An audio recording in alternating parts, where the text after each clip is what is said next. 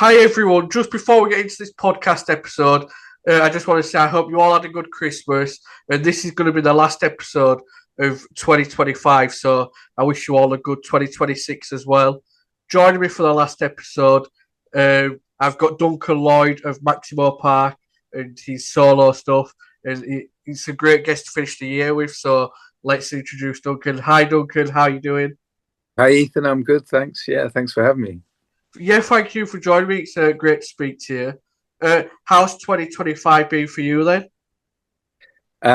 It's been good. It's sort of ups and downs, but it's like musically, it's been good for sure. It's kind of been quite good to do a mixture of Maximo, and then I've done sort of live wise, and then did a solo album this year, and got a few other things kind of happening with my other band Nano Kino, and so it's been productive. So it's been cool in that way.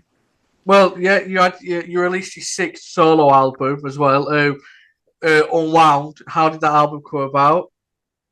Yeah, I'd just been, I guess, writing a series of songs, and I'd done a bunch of EPs before that, and then I realized that this kind of batch of songs just made sense as an album. So I ended up putting it together, and it just made sense really to put it out this year. And it has felt a bit strange putting music out when the way the world is, I suppose, and that's. But I guess the other thing is music is such a universal thing. So you hope that on some level it kind of it's a way to connect with people positively. So I felt like doing music and keeping it going, I think like a lot of musicians is an important thing, just kind of for all of us in a way. Yeah, definitely. Like when you're writing or recording, is that a sort of therapy for you as well? Oh yeah, definitely. It's kind of I think it's where it makes me tick really. I think being creative and making music or painting or whatever, it kind of it's just it's always feels like a world of discovery. There's always new things to find out and explore, and I think that's the beauty of it really. It's kind of an endless thing. It's any I guess any creative process, whether people are writers or whatever it might be, is there's so much you can come up with that is kind of fresh to you that I think it kind of keeps you going. Well, you mentioned there all your musical projects and your art and your painting and stuff. You are very creative. Is that like, um, uh, is it more you feel like you've got to be creative? Like it's an urge for you to get stuff out there and be creative and do things? Yeah, I think it's weird. I think I've always had this weird sort of just fascination really. It's I guess it's kind of, yeah, I can easily get lost in imagination really, and it's probably why I didn't do that well at school, because I was always kind of daydreaming, and I was not very good at focusing on all the academic stuff. So I was always sketching in my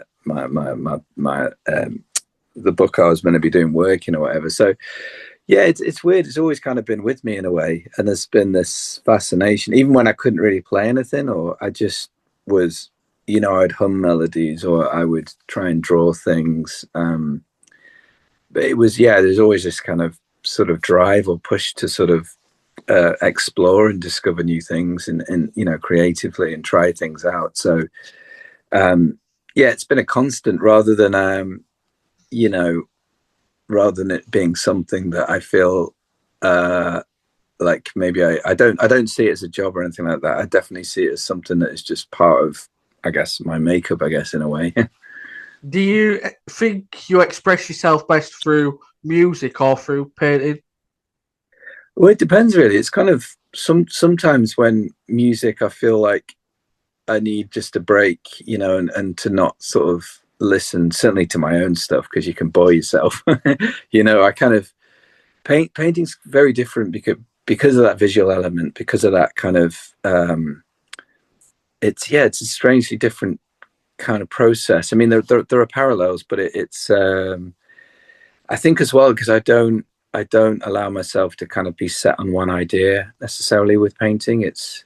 I'll might do something and then almost like destroy it to find another image within it, or another I'm a lot looser with painting than maybe when I started at art school. There was like certain processes you might do. So now I've kind of pulled down the kind of rules of what perhaps I had in my mind before. So it's a lot more freeing in that way.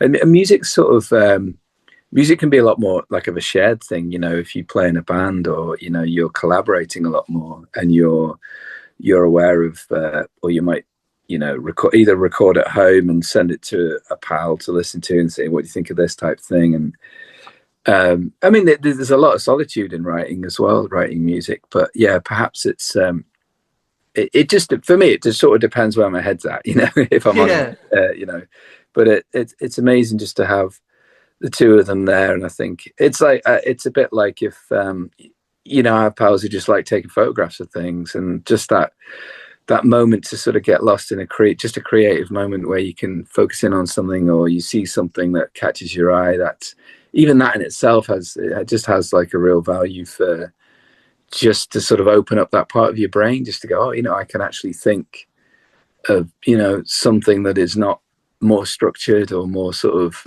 that we're all meant to sort of follow this path, in life.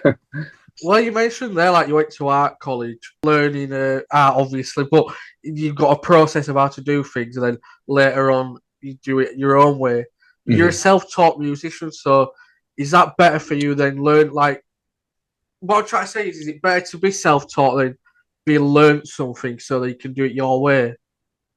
Yes, that's a really interesting question, because some people who are classically trained, you go, wow, it kind of amazes me when people are, and they're able to pick out that's a Dorian scale, or I don't know what it might be, because my music department at school was like, I think there were two guitars, one had 2 strings on and the other had 3 strings on, and everyone would just fight for these guitars. and there was a bunch of tambourines, and I think a little Casio keyboard, which you were lucky if the batteries were working, that sort of thing. so it wasn't exactly a school that particularly valued teaching music, so I didn't really pick up an awful lot. So like you say, I'd listen to records. I mean, my dad played guitar, so every now and then I'd go, what are the chords for this, Dad? I don't know what I've done. He'd go, he'd sit and figure it out. And that was sort of early days. I was about sort of 14 or 15 or something like that. But there is something in not knowing, like all the sort of things that you perhaps would learn as a music student, or as if you did grades or whatever, because like there are loads of holes in my knowledge that are kind of mysterious, like certain chords. I don't really know what they are, but I like the mystery of it. And in some ways it allows you to be very creative with that, because you don't have the answers written out, and you don't say, well, this key would go well into this key. You do a lot by ear, and you kind of think, well, what I think there was a Maximo song, Our Velocity. My friend Dave, his dad said, well, give Duncan a message. Why does he go in the chorus? Why does he go to that key? It doesn't make sense. It should be like the next one up, And I was like, should it? And I had no idea. I was like, oh, maybe he's right. Yeah, I have no idea, but like it just sounded right to me at the time, and I was putting the chords together. So yeah, it's a funny thing. It's but in a way that means, okay, well, maybe then that's, we stepped a little bit aside out of what would have been the normal perhaps key or whatever it would be. I don't know. So yeah, it's interesting. I think both sides certainly have their value, and I find if you work with someone who is classically trained, and you can surprise each other, there's, oh right, you went there, and like, oh, does that go with that? I never even knew that. There's kind of there's a good, it can be quite, like, I remember Lucas, our first keyboard player, and in fact Gemma, our keyboard player now, she's a brilliant jazz player, and she'll be able to go, oh, this is, that goes under that, or that goes with that, and I'll be like, oh cool, she can explain what's happening, and the same with Lucas. It would be like this interesting, and then it might be like, all right, you went, you tried that out, and I said it's just what I was imagining, rather than what is perhaps a more of a method, Yeah, but like creative people do intrigue me, like yourself, like. Obviously, you mentioned you've been creative for a long time, like back at school and things, but how do you keep being creative these days? Like, what inspires you these days? I think it's partly just being really open-minded to, like, all kinds of music and all kinds of art, really. It's a bit like, you know, sometimes, I mean, if it's art, like sometimes when I see video installations, you know, at points in time, I wasn't fully that into that stuff. And I was like, well, I'll always give it a chance. And sometimes I'll see something that'll be like, oh, wow, you know, that they've done something with you know, in a different, because I'm more of a painter really. So, but I try and, like with sculpture, and the idea of sort of just being into one thing is, I think, is where you end up closing off your mind to, you know, influences and kind of seeing the world through different eyes. So I try and just stay open-minded, and it's like with music, you know, I've been listening to a lot more, I suppose, electronic and dance music, you know, recently. And more kind of certain kinds of ambient music. I listen to NTS a lot, the radio station, and I like just really listening to stuff they have a thing called In Focus, which is really cool, you know, and listening to that is good. And yeah, I guess it's just remaining open-minded is how to stay fresh. And then I think if you try things you wouldn't normally try, that's another thing to say. Like in the past, I might find something like, I don't know, is that cringy or does that sound like not cool to me, you know? But if you combine it with other sounds that you like, you can make new sounds, you know, that kind of thing.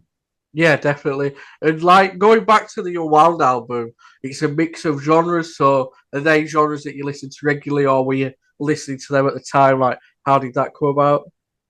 I mean, part of it, some of Unwound is like, because I was like, I guess coming of age in the 90s, I very much, the music that I grew up listening to, a lot of, you know, some of it was like shoegazy, some of it was like a bit grungy, or, you know, kind of earlier indie of the late 80s and or mid 80s, late 80s, early 90s sort of stuff is very much like the stuff that I remember really getting into. And so there's definitely that influenced me, because I was thinking, what sort of music did I make before Maximo Park? And I made a lot of that sort of stuff, you know, and I've got like old demos, and I just suddenly thought, well, it'd be quite interesting to explore it, but how would that sound like, you know, today or whatever? So I did a bit of that.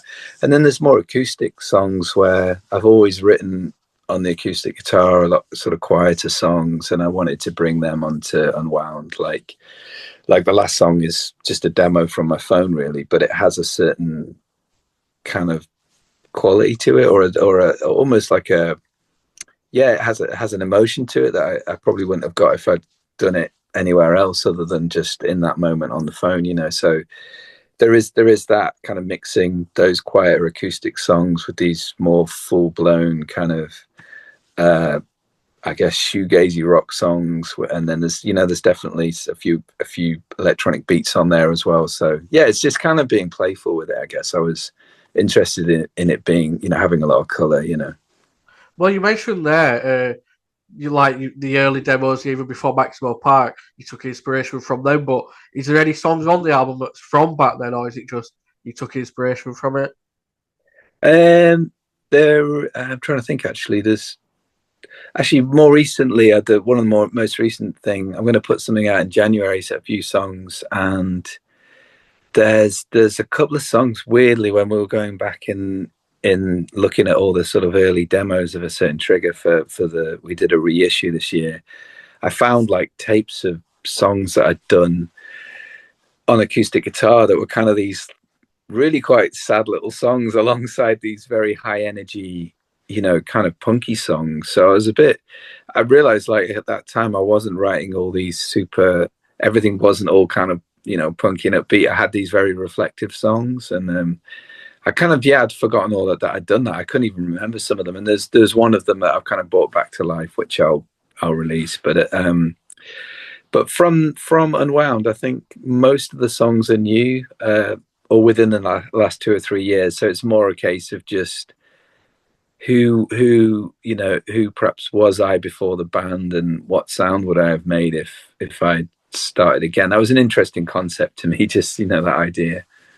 Well, it makes for a great album. Have you got a favourite song off the album? Well, that's tricky, that one, actually. I really like Swim, because that song, it has a lot of personal meaning. It's definitely a message to someone close to me who was struggling with certain stuff, and I just like the fact that it's very hypnotic, and then there's almost like a song in the middle of it, and then it becomes very hypnotic and opens out again. It's and I recorded that over in Analog Catalog Studios, which is kind of in Northern Ireland with Julia McLarnin, who she used to work at like Factory. You know, she used to work at Strawberry Studios with like Martin Hannett and stuff. And she recorded like Lancome and Jeffrey Lewis and people like that. So yeah, it's all analog. So I did a bit of geeking out on, you know, recording on tape and stuff. So that was fun memories of that one. Yeah, I like Together, So to Speak, and Radio Silent. They're probably my favourites. Oh, nice. Yeah. I think Radio Silent was the last one we did. I just went in with Tom from Maximo, and we just pretty much did it live, that one. So that was quite a nice one to finish the album with. You mentioned you did a re-release of A Certain Trigger. Can you believe it's 20 years since that album? Yeah, it's pretty.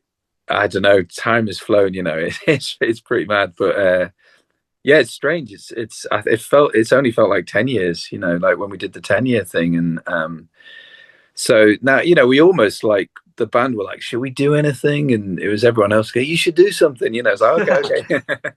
So.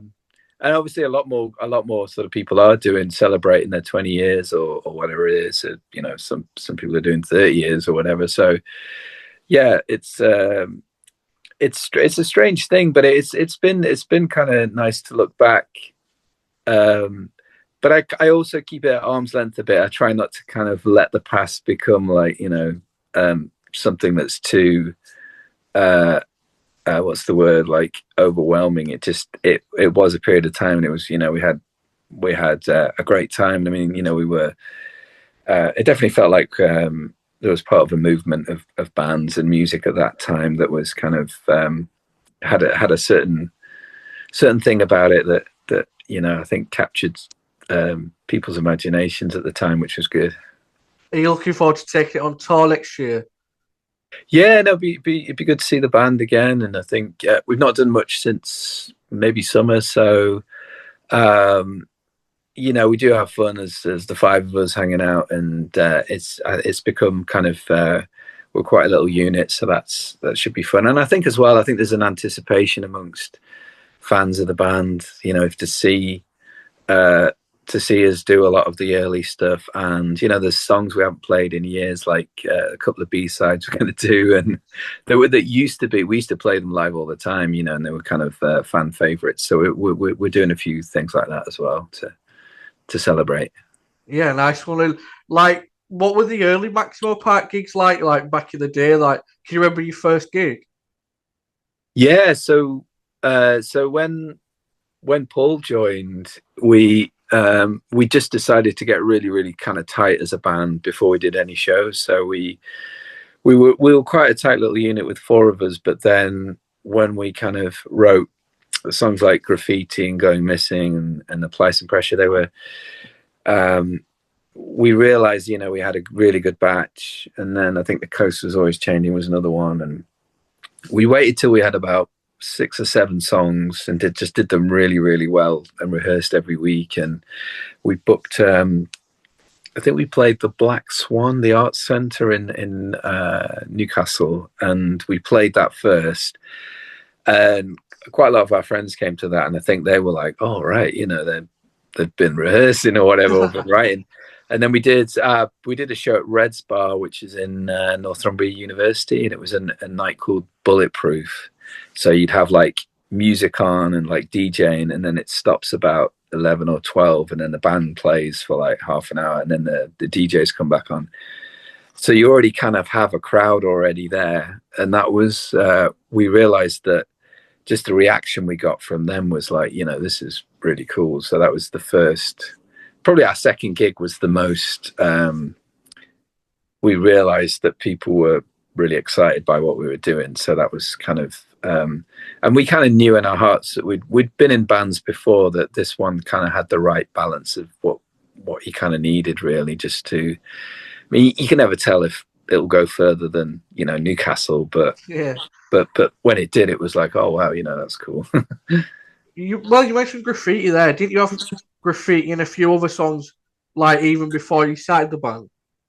Yeah, graffiti was going missing. Like there's a version of that song. Like I wrote the music probably maybe in 2000 or something like that, and similar with graffiti. Like before Paul joined, there was a version of that, and I think I'd sort of turned a corner with my writing. I'd kind of figured out, because I mean, I started off being in an instrumental. Well, it was more of an experimental band. We'd sing and stuff, but it was like an art school band called Res Band, which is from Derby, my hometown.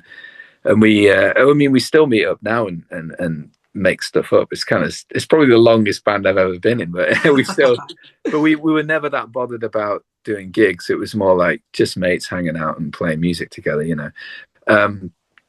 So yeah, I decided I was wondering what would it be like if I tried just to write like songs in a traditional format, like with a verse and a chorus.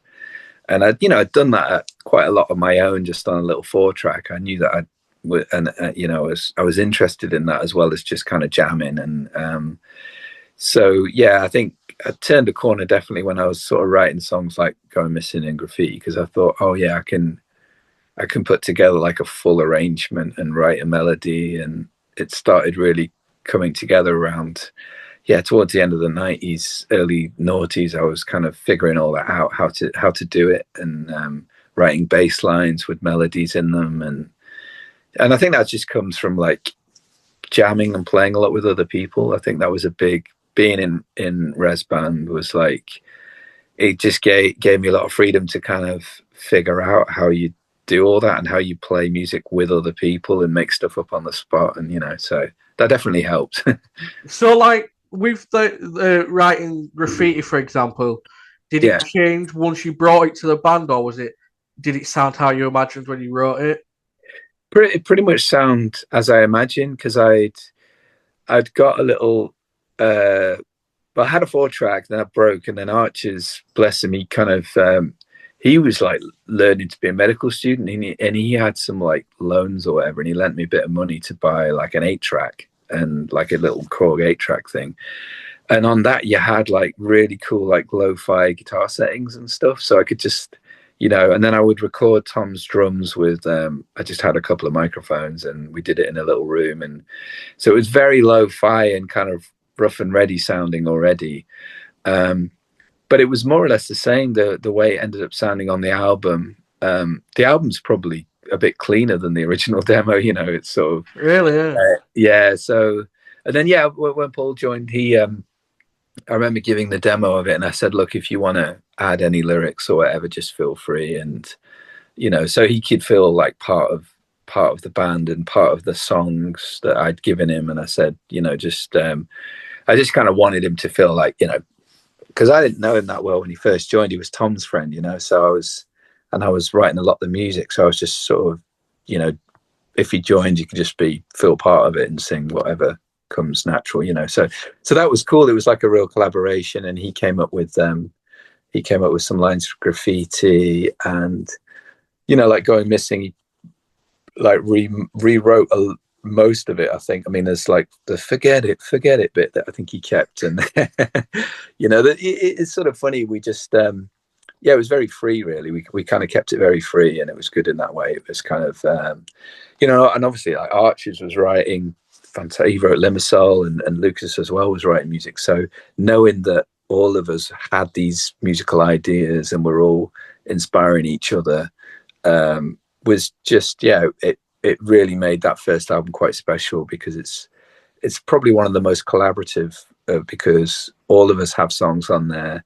Even there's a little lyrical content from even Archers with Limassol, and, you know, there's a little bit of that which Paul kept, and which is nice. It was a nice nod to the original idea, and then turning it into something that he felt he could sing, you know, about. So same with I Want You to Stay, you know, that kind of that sort of collaboration of five people, just and it was a new friendship, new relationship, I suppose, with Paul joining three of us didn't really know him very well, so he was trying to fit in, and we were trying to figure out who who this guy was.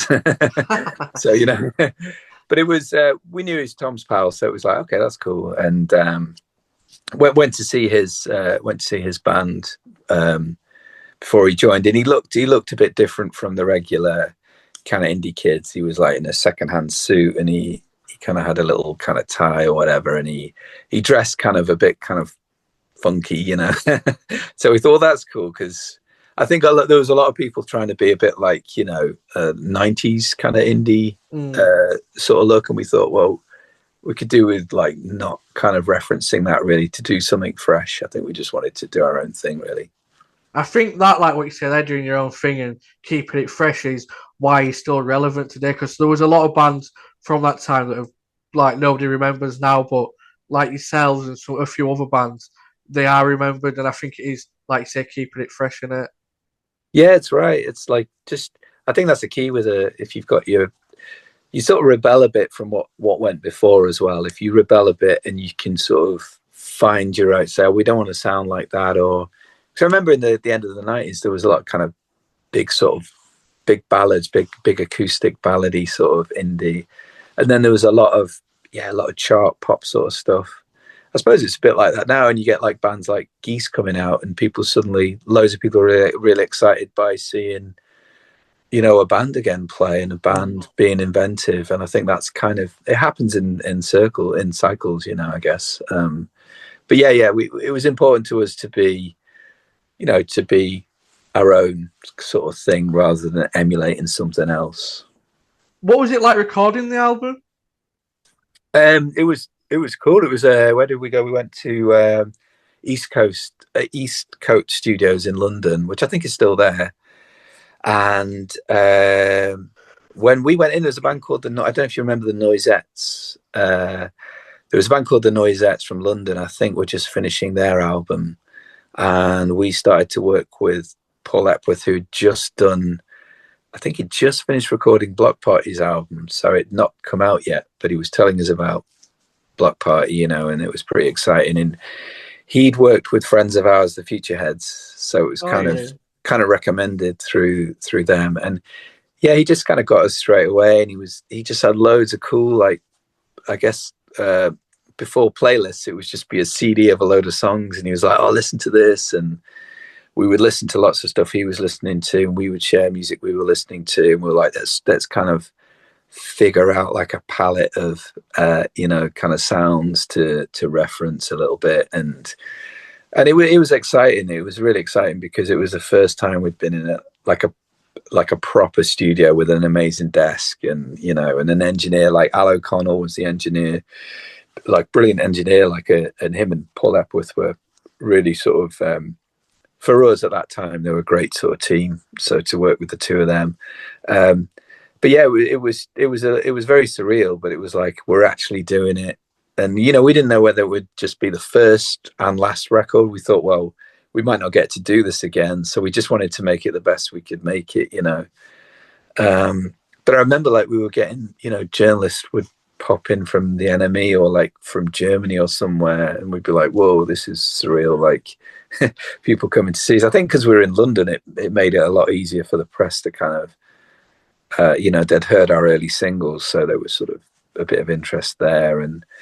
But yeah, it was really cool in terms of experimentation. And like, I remember Paul Epworth, like, he would tune the kit to the key of one of the songs, or he would like make this big kick drum tunnel, and we seemed to spend hours on drums, and I was like, why are we spending so long on drums? But then in the end, you're like, oh right, I get it now. Like for us, we just stick a mic in front of it and that'll do. But he was like, oh right, so I'd be taking notes as well, like, oh, that's how you do that. And yeah, and I heard the desk, I think, was the same desk that Bob Marley recorded Exodus on, and so, yeah, so we were like, whoa, that's pretty cool. So yeah, so there was a bit of history there with the studio. So it was, really exciting time. I think we were, we'd stick mics in corridors to get like cool echoes and stuff. And he would let us, Paul Epworth had all these guitar pedals that I'd never seen. I think I had maybe one guitar pedal at that point. And he was like try this out, try that out. So I got to try, a lot of his gear, and so it was an eye opener as well. I kind of felt like I learned a lot just doing it. Yeah, that's good. Like you said, learning a lot on your first album, then you can take it forward, then can't you? You can, yeah, that's it. Yeah, you just sort of log it and go, all right, that thing does that, and I can use that or whatever. Yeah, it's cool. It is a brilliant debut album. When you recorded it, obviously, and then it comes out, you got a lot of noise around it. You got a Mercury Prize. You got nominated for that as well. Yeah, yeah.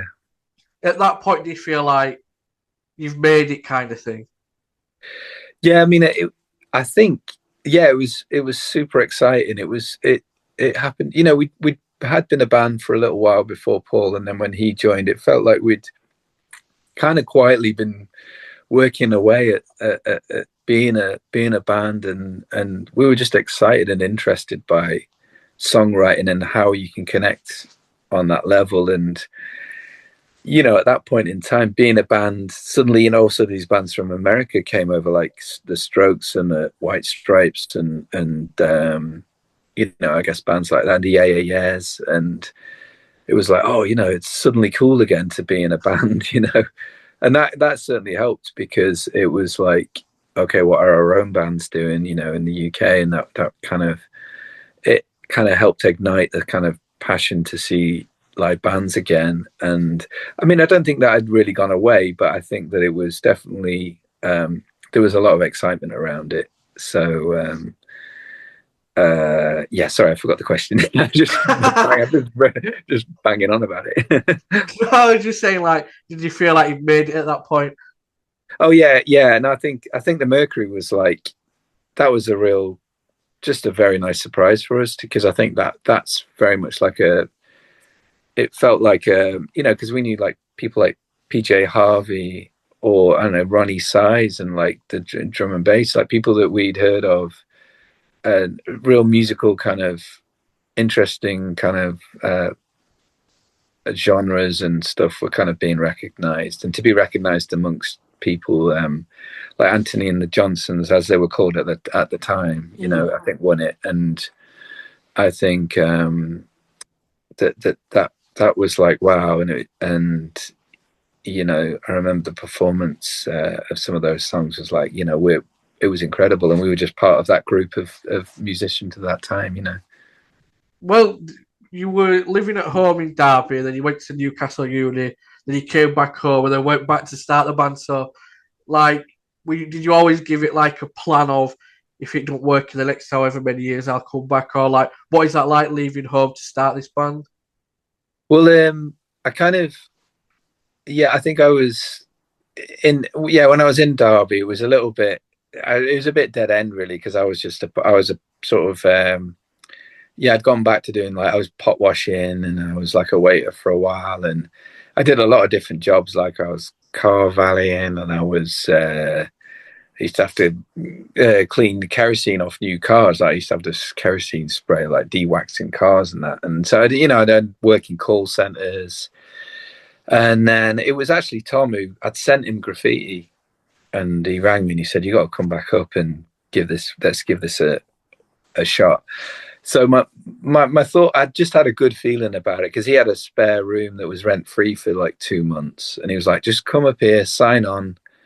And I might be able to get as a part-time job, because he had a part-time job as a care worker. And so I thought, I kind of knew how to do that as well, because just through my little sister, I did a lot of care work with her. So I was sort of like, okay, this could be really good. So I just moved up. So I think the last time I left Derby, I thought, I don't think I'm going to go back, just because I think I've always been curious about going to other places, I suppose, and I do love going back and seeing my friends and family in Derby. Yeah, like I still got that kind of like attachment to the place, but I think I just felt like I needed to go somewhere else to, start fresh, really. But yeah, if the band hadn't worked out, I don't know. Yeah, I don't know what I would have done, really. I just either, I don't know even if I would have stayed in Newcastle. I had a weirdly, this could just be me in my head, but I had a good feeling about it. I thought, the songs are strong, the strongest songs that written. I felt I could write stronger songs, you know. So I was like, okay, this, if we get the right lineup, this could work quite well, you know. It's totally different as well these days. Like 20 years later, obviously, social media, the whole music business is just different. Yeah. What's it like now in a band compared to back in the day? Well, it's a lot more. I think because it's easier in a way to make a record and to put it online. I think what's different is, I think back then there were, whether you call them tastemakers or gatekeepers or whatever, you know, you'd have to, you know, people at the NME would have to sort of review you and say that you were decent. There were people there that were saying, well, this band is good, this band's not good, you know. And it could be quite heartbreaking because there were bands that we knew that would get a bad review in something and it would really kind of shatter their confidence. And you know, that reviews were a lot harder, but I guess they just had their opinions and they were a lot more open with their opinions. Whereas I think now there's definitely less of that sort of tastemaker kind of thing or gatekeeper thing. But maybe I think it's probably difficult at radio because radio used to be super, super important as well, getting on the radio. And now again, that's kind of, it's not so much about being in a magazine or being on the radio. It's more about like whether your music gets streamed loads on like TikTok or, you know, it's gone viral or something. You've got to dance for your song on TikTok or something. Yeah, you know, yeah, it's different. But then I still think, like, if you look at bands like Fontaines DC and you think, you know, they started off like in many ways like many bands did, you know, like kind of like how we did in their hometown, like in Dublin, and then the word spread, and then they started traveling around, you know, and they've sort of developed as a group, almost how it always has been, you know, I guess. And even like, as I mentioned, I suppose, some newer bands from this year, like you're seeing more bands coming through, and there's so many more groups, particularly from the USA, and hopefully that would help bands in the UK feel a bit more confident about doing the thing. But it's about the structure and the support. It's hard to get the support. And I mean, the music industry in the UK has always been a bit London centric. It kind of still is, really, to be honest, because it's like when I go out in Newcastle and I hear really good bands, I'm like, they should be on the radio. They should be being heard by other people. And I'm like, yeah, the industry almost needs to be told what's good, because a lot of people in the music industry are not musical. They're business people, a lot of them, and they're waiting for, it's like they've got people who are checking the algorithms to see what's, rather than going out and listening to gigs, and which is really what it should be. You should go and watch a band. You'll know if you get a feeling from it, like more than if you're watching the numbers on on an algorithm. Because sure, you could do that if you want, but you have to have that mixture of like going to actually physically see things. And I mean, I have noticed here in Newcastle, there's loads more younger people going to shows, and that kind of is really hopeful, because they're realizing that being at a gig is one of the most exciting places to be, with all your friends singing along and supporting your mates who are in bands or who, and it doesn't have to, obviously there's singer-songwriters, there's electronic music, there's dance nights, there's all kinds of music that you can go, oh, I'm going to go to this tonight. You know, that's what we used to do, and it was the best, you know. So I'm hoping that it does feel like there's more of a movement back towards, away from kind of being online and discovering and actually physically going somewhere, you know. I think people crave it, you know, because it's a very human thing to be together, experiencing something together, you know. I think especially after lockdown and things like that, people want to get to gigs again. I think once you realise you couldn't go, you want to go back. You know what I mean? Yeah. I guess we all had our sort of mental state or mentality kind of rearranged, and we're sort of having to recalibrate and figure out, you know, oh yeah, that is good actually, let's go there, or not be afraid so much of I guess sort of doing something kind of communally, I guess. It is a shame as well. Like you say, there's a lot of good bands coming through, but it's like you say, anybody can make a record now, so there's that much output where like it's hard to find the quality sometimes. And then with the guitar bands coming through, like you said before, it's a lot more pop orientated now, isn't it? And it's all about how many followers you've got on social media and stuff. Yeah, I think that's definitely how the industry, its current state is, you know. Whereas I think musicians are they're always one step ahead of the industry in terms of what they're doing, which is often forgot. It's like the people who come up with the stuff that the industry needs to sell. You know, they're kind of leaning on legacy at the moment. You know, oh, well, as long as we have bands from 20 years ago or 30 years ago, we own all that. Then we can. Do we need any of this new stuff? It's like, well, the new stuff is the voice of people now. You know, every generation has a voice and has a viewpoint, and that gets forgotten. That actually, if you hear a musician from today, you know, who is a younger musician, they're going to be able to tell the stories and the experiences to people their own age that they'll get. There'll be a connection, and that'll be, you know, that's one of the key things with bands. And as bands get older, they'll, you know, you can like bands from any era and still, you know, there's something in there. It doesn't always have to be your own generation, but you'll have, yeah, that's the beauty of it. But I do think musicians,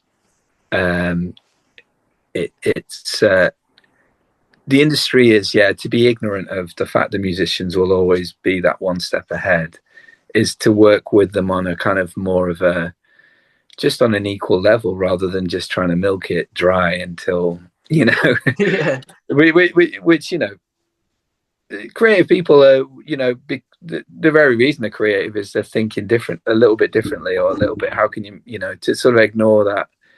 It's like within, I don't know, I'm just going on now, but talk about politics. You think having a lot more creative minds within politics, you might figure out more stuff, or people who have kind of lived maybe a different experience may be able to bring more to the table than, I guess, what we classically have to learn. You know, it goes back to that thing of classical and and making it up as you go along. You know, there's something to be said for making it up as you go along.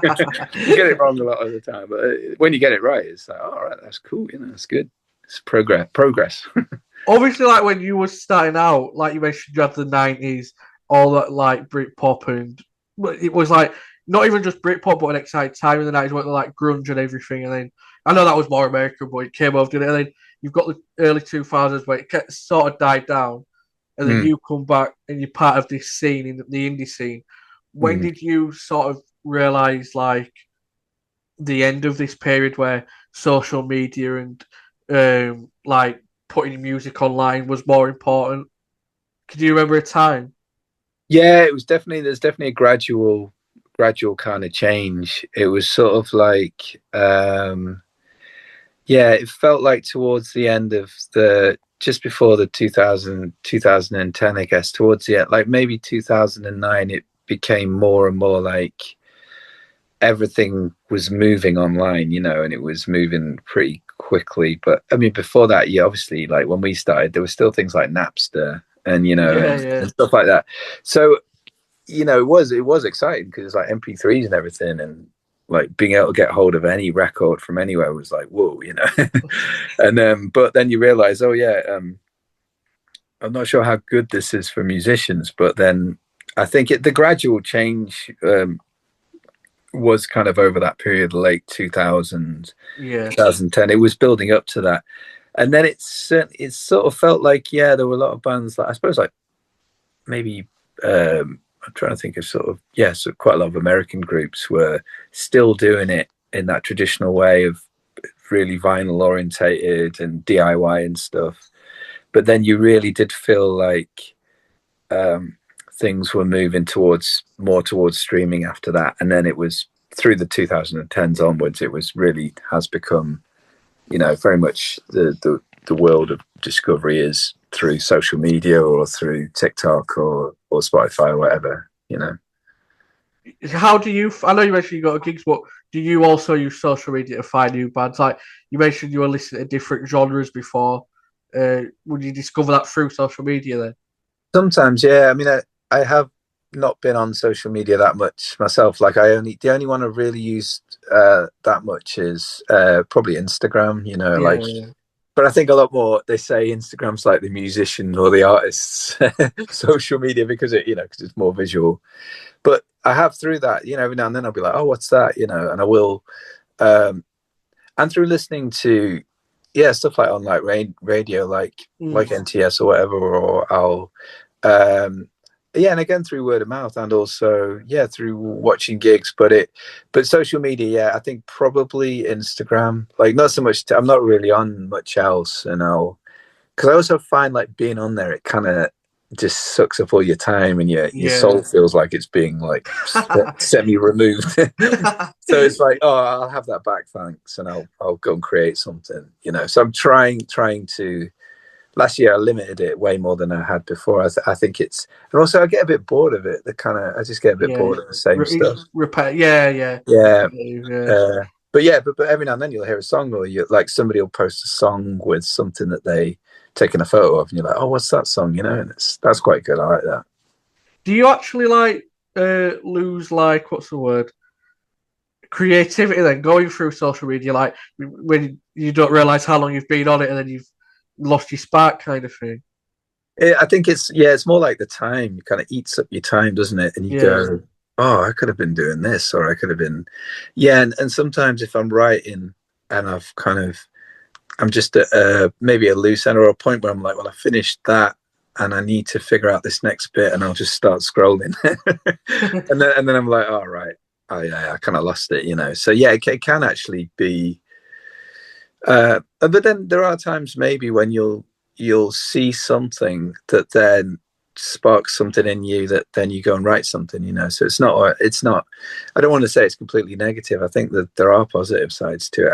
I guess last year, well, this year has been more like, smaller doses of it makes more sense, because then you feel more like settled in yourself. You feel less kind of like it's taken over your brain.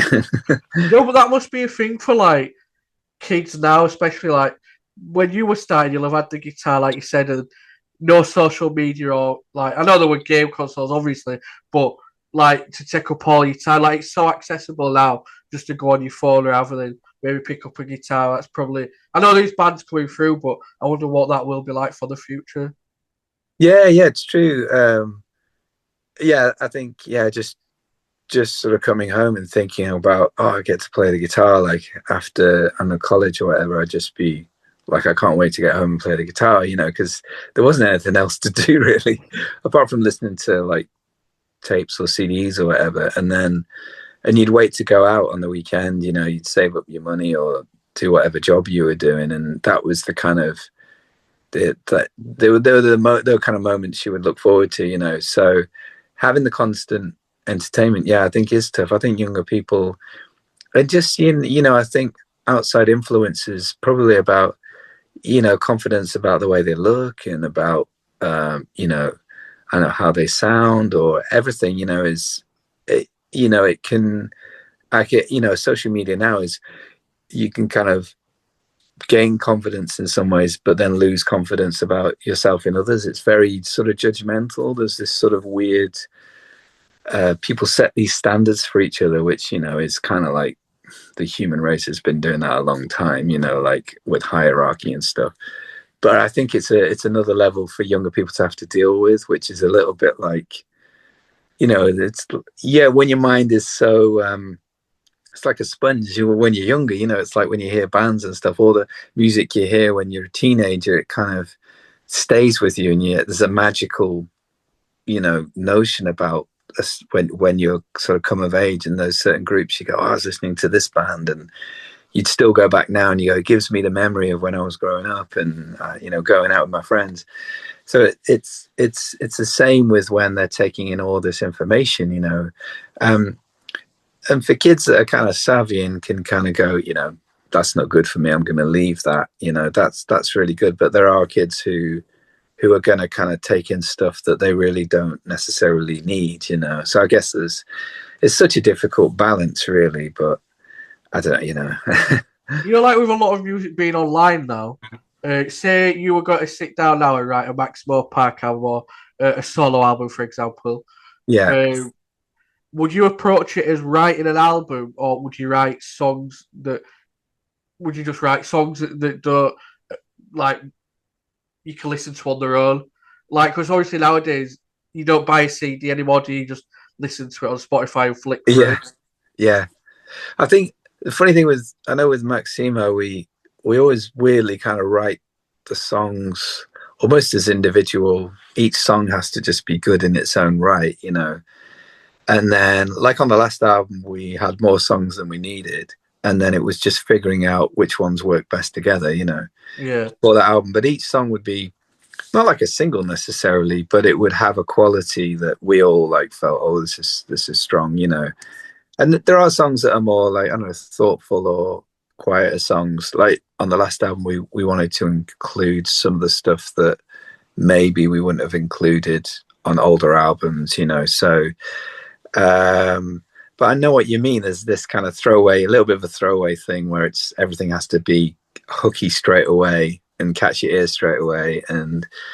But then with Unwound, with my solo stuff, I almost just ignore that, and I just want to write something that feels good for now, and then and whatever happens to it, I don't have any control really. But it's just, as long as I'm happy with it as a creative, as an output, which is good, you know, to my ears, and hopefully, you know, people will like it or whatever. I kind of, once I let it go in the world, I'm like, it'll do its thing. It just lives its own little life somewhere. It must be weird that like putting stuff out into the world like that means so much to you, that you've put all your creative energy and you've took influences from your own life, and you've put, like, that album will have been everything you'll have thought about when you were doing it. That it's out in the world and it's for other people to think about. Yeah, it's true. It's like, but I also feel like you then move on. You can move on quite quickly to then the next project. Like, I think I tend to sort of think in the moment and think, I know at the time when you release it, it's a strange feeling. I know a lot of musicians get this where they put an album out and then they suddenly feel almost low, a sort of sense of like, you know, there's this, just the anticipation of it coming out is more exciting than when it comes out. And then you kind of feel a bit like this sort of, yeah, you sort of deflated a little bit. And then it's only maybe about, I don't know, 6 or 7 months on, you go, oh, okay, no, I did that. That's good. You know, and it can take a while. It's a weird feeling because you're sharing quite a lot and it's very personal, and only you and maybe a few close friends may know about it, you know, or those who are involved on the record. And then you release it and you kind of, I don't think you know what to expect or how people will react. And then you might get a message one way or another about it from, you know, a fan or somebody who might have listened, and that, you know, they may feel a connection to a certain song or whatever. Like, say you mentioned Radio Silent, it's cool to hear, oh, like, yeah, that's cool that you like that one, say, and then to me it's like, well, that's cool that someone's into it. You know. Yeah. But then as I've got older, I'm also a bit like, if people aren't as into something, I'm okay with that as well, because I understand that everyone has their own individual way of connecting with music, you know. So what makes them tick might be not what makes me tick or the sound that I make.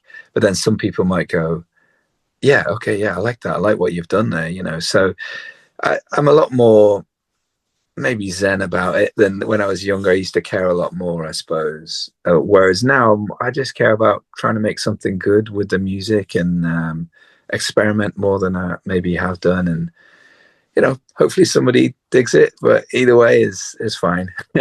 Well, that Unwound album is a great album, so if anybody does get a chance to listen to it, like, I suggest you do. Like, I'll leave a link to wherever anybody can get it in the description.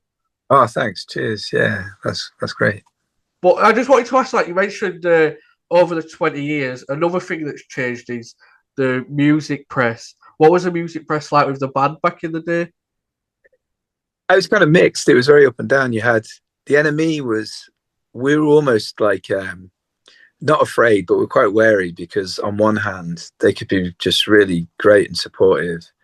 And, you know, of course, they offered us, we did quite a few Enemy tours, you know, so they knew we were a good live band.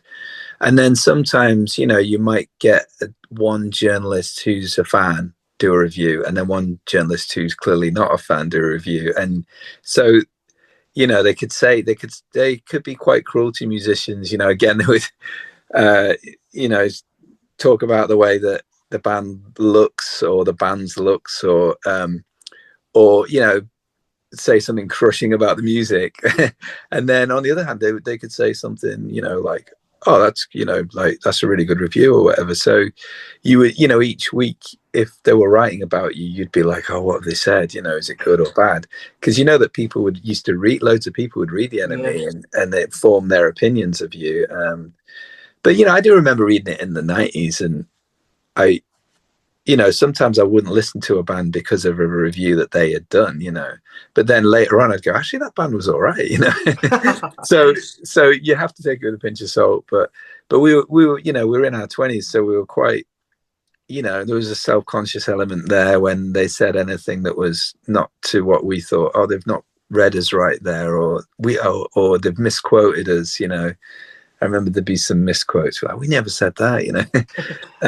But then equally, there was a really great help with the tours, you know, when we sort of played with, I remember like one of our early tours, we played with a lot of bands that were kind of key bands for the enemy. And then obviously we did the tour with the Arctic Monkeys for their first tour and their first big tour with the enemy. And yeah, so it was really good in terms of like the people that we reached in that way. So it was double-edged sword in a way. But and as for other kind of publications, it was I think at that time, you know, obviously in America, Pitchfork was really important. So I remember, I think we got a pretty decent album review, but I think we played South by Southwest, and we had none of our own gear, and I was given an amp which was like had the weediest guitar sound I'd ever heard, and it was like just nothing close to, you know, what I kind of needed. And we had to do a gig with this sort of gear, and we're just a bit embarrassed, I think. And you know, and so it's, and I think the review wasn't so good of the live show, but the album review was all right. So yeah, again, it was, you know, it was a mixed thing. So but we were quite, you can't help feeling a bit self-conscious when people are writing about something that you really care about. So it's but yeah, I think at that time they particularly the enemy in the UK, they had such big sort of pull and big influence that people would take notes. So it was important to us back then, I think. You mentioned the enemy tours there, and like touring with Arctic Monkeys and stuff. Did you get on with the bands at the time, or was it a competitive field, or what was it like? I mean, generally we did. I think when I know the Arctic Monkeys, when we first met them, they were quite quiet, you know, as a group, but we would chat to them a little bit and met them. And, you know, certainly when I'd see the odd member of the band and they'd had a couple of drinks, they're like, all right, mate, you know. So, you know, we'd catch up a little bit, but they, you know, they definitely had a sort of a confidence about them, because I think from the word go, people were behind them, you know, which was really good for them. But yeah, there were bands, you know, like we would play with like the Mystery Jets and stuff. And, you know, I remember a couple of nights we'd go out with them and hang out. And so it was generally like a good vibe. And I think we did maybe one with the Cribs and someone else. But so we would generally get on well with everybody, you know. And I think it was, there wasn't anything like, I think there's sometimes in the press they would try and paint rivalries to make it sound more exciting, like, you know, fisticuffs with this band or that band. But like, yeah, I remember them playing us against the Future Heads, and like, well, you know, the Future Heads were kind of our mates, and they had given us our first major support slot, you know, around the UK. So we were like, we loved those guys for just helping us out, really. So, and also being from the Northeast, we, you know, it was like, you know, we're going to have to work hard to get them to hear us, you know, down in London. So it was, you know, you felt this sense of, you know, particularly, I suppose, with people singing in their own accents at that time was seen as quite a new thing, you know. And that was, whether it be us or Arctic Monkeys or Future Heads or yeah, even Block Party were same thing. They would, you know, proudly sing in their London accent or whatever, London accents and stuff. So it was good. It felt a bit more true. People were just being true to themselves. So I think maybe that lent for us sort of all getting on generally quite well. It didn't seem like anyone was faking it, you know. Yeah. You do music for TV. How did that come about? It was just funny enough through a friend who was, well, it's actually somebody who was like like a keyboard tech who worked with us for a bit, and I just became good friends with him. His name is John Borman, who does a lot of stuff. Like he does music for like things like house and stuff, and he's had a lot of music on various things, but he doesn't really play guitar much. And he asked me if I would play a bit of guitar on one of his things, and then we ended up writing a few things together. And I just made a few inroads into, like, what sync was. I didn't really know a lot about sync, so I found out about that, and then started writing for sort of music libraries. So you sort of create a music for, like, it might be a certain kind of mood or whatever, and I get bits of music every now and then played on Japanese TV or something. Yeah. Which is pretty cool. Like, I'll go, oh wow, that got played in Japan then. But yeah, for me it's kind of like something I do enjoy doing if I get a brief or something like that. But it's not as major as kind of like I've not sort of had the chance to do anything sort of more on a larger scale. But it's something that I'd love to do given the chance. But it's I like being in that another mindset of, like, it's just purely just music or instrumental, and you're creating a mood, or you're creating something like an atmosphere with music, which is really cool to kind of explore. So coming up, you said you've got a new EP out in January. You've got the Maximo Park tour. Yeah. What else have you got coming up next year that you can tell us about? So I'm in a band called Nano Kino with my friend Sarah Shuri. She's a great singer from the Northeast, from Sunderland originally. We've just finished recording an album with Sam from Pigs Times 7. Pigs. So yeah, so Sam's just sort of recorded that with us, and that's going to come out hopefully like springtime, maybe May time. So that's yeah, we're pretty, like, Tom from Maximo plays drums on that, and our friend Phil's on bass. So yeah, but that's sort of come out really well, that record. So yeah, we'll get that out, and then yeah, just keep working on little projects, I think, and try and keep moving forward if I can. How do you juggle that life? Like, obviously you've got the music with these projects, then you've got your art stuff, and then a family life and your own time and stuff. How do you juggle it all? As well as I can. But yeah, sometimes something's got to give. So sometimes I've found, like, in the past, with painting, I've had to stop for a bit. But at the moment, I think because with the solo stuff, there's not loads I have to do other than, like, I sort of record a lot of it myself, and I just try to find the kind of the time that I can to do that, and then I release it through Reveal Records, and that's normally we'll put something out. And in terms of shows, we're just looking at doing something at some point, but we've not put too much pressure on doing loads of shows, really, I think. Whereas, Maximo Parks, kind of like, there's a lot of shows with them. So that ends up being most of the live stuff that I do is with Maximo, really. So, but it'd be exciting to do, some Nano Kino gigs and that. So we've got to work all that out. But yeah, it's a juggle, basically. Like most people are juggling things in life. It's sometimes something's got to give, but that's okay. You figure it out.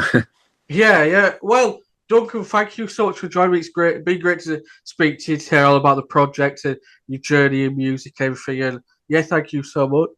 Oh, thanks, Ethan. Yeah, pleasure to talk to you. Yeah, anytime. You're welcome back on the podcast. I hope you have a good new year, and everybody watching has a good new year. And yeah, thank you again for joining me. Awesome. Yeah, happy new year. Have a good 2026.